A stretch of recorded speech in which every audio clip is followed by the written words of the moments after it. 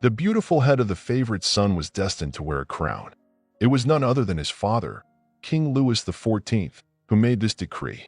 Despite his illegitimate origins, Louis Auguste being the son of the king and his mistress, Madame de Montespan, the Sun King signed special documents granting him a right to the throne. After all, the children of the French monarch born to the Spanish Infanta had all passed away one after another. Just a few minutes short of being king, Louis Auguste was born in the latter half of the 17th century during King Louis's passionate affair with Athénise de Montespan. Initially, the truth of his origins was kept hidden.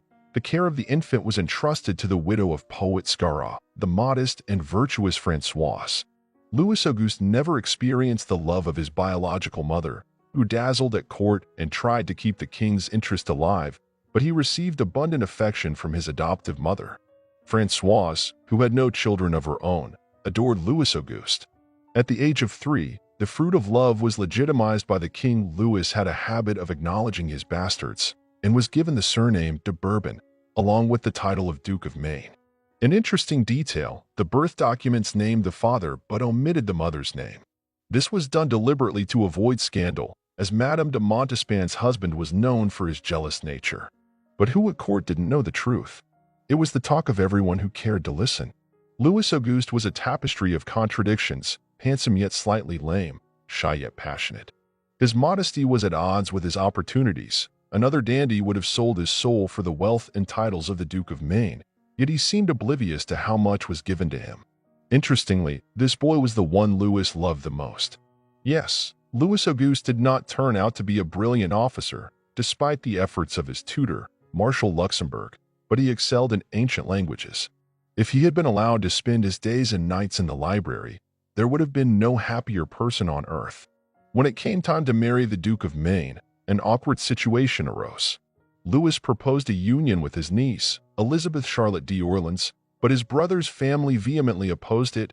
It was unacceptable for bastards to mingle with royal blood. Thunder rumbled and lightning struck in Versailles, but Prince Condé offered a solution. Why not betroth Louis Auguste to a girl from his own lineage, the charming Mademoiselle de Charolais? The king eagerly accepted the proposal.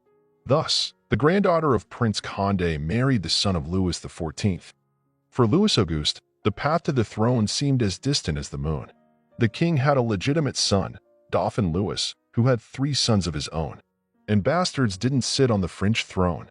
There had once been suspicions that Charles VII of Valois was not the son of his father, the mad Charles VI, but of Isabella of Bavaria's lover. But who could prove it? However, something unimaginable began to unfold within the royal family. Smallpox claimed one member of the dynasty after another.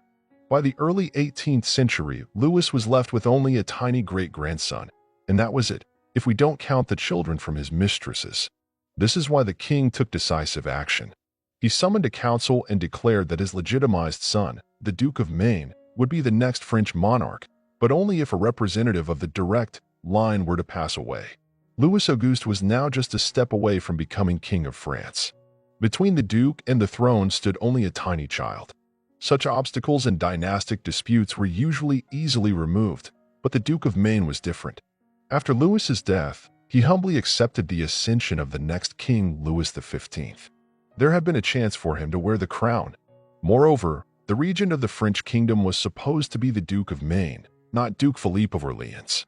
But Orleans had more determination and stubbornness. Once again, Louis Auguste was pushed into the background. Louis Auguste had 7 children and a very ambitious wife. Likely at her urging, the Duke of Maine got involved in the Chevalmere conspiracy, which aimed to eliminate the regent. This plot failed, and the Duke was arrested and imprisoned in a fortress. Louis Auguste spent about a year locked away, and upon his release, he vowed never to engage in politics again. He did not see his wife, moved to one of his estates, and often locked himself in the library, just as he had always dreamed. The last 16 years of the almost king's life were spent very quietly and quite happily.